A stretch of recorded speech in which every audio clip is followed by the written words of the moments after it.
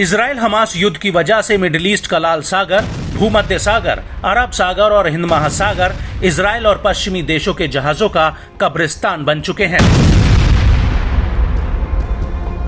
इन इलाकों से जो भी जहाज या युद्धपोत निकलने की जरूरत करता है, हूती उसके ऊपर काल बनकर टूट पड़ता है।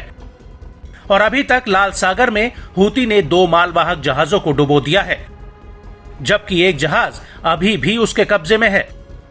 और इजराइल के खान यूनिस के अल मवासी कैंप पर हुए नरसंहार के बाद तो इन समुद्री रूटों पर हूती के हमले और भी ज्यादा भीषण हो गए हैं और इन हमलों का दायरा भी पहले से काफी अधिक बढ़ चुका है।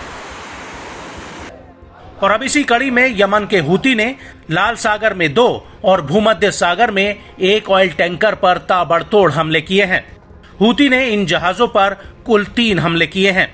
दरअसल हूती का कहना है कि उसने ये हमले इराक के प्रतिरोधी समूह के साथ मिलकर किए हैं। हूती के प्रवक्ता ब्रिगेडियर जनरल याया सारी ने इन हमलों की जानकारी दी है। उनका कहना है कि लाल सागर में बेंटले ऑयल टैंकर पर कई समुद्री ड्रोन, आत्मघाती ड्रोन्स और बैलिस्टिक मिसाइलों से हमला किया गया। यह हमला यमन की नौसेना, रॉकेट फोर्स और ड्रोन फोर्स ने एक साथ मिलकर किया है।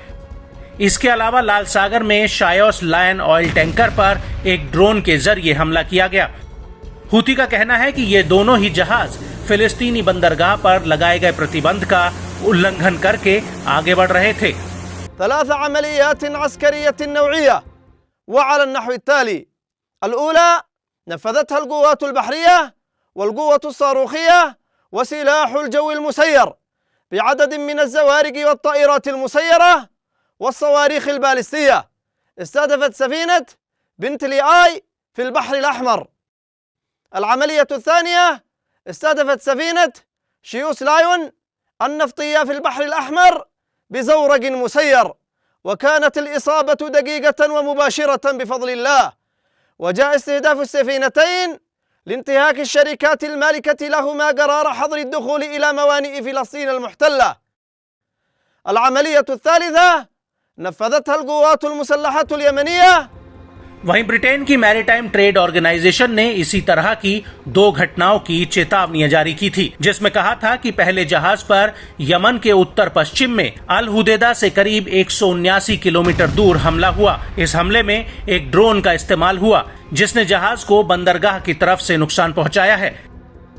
इसके अलावा इसी इलाके से दक्षिण पश्चिम में करीब 129 किलोमीटर दूर एक जहाज पर कई बार हमले हुए और एक समुद्री ड्रोन जहाज के करीब आकर दोपहर करीब 3:30 पर फट गया था। वहीं भूमध्य सागर में इराक के प्रतिरोधी समूह और हूती ने मिलकर ओलिवा ऑयल टैंकर पर हमला किया है। याया सारी का कहना है कि इस हमले ने अपने टारगेट को हासिल किया।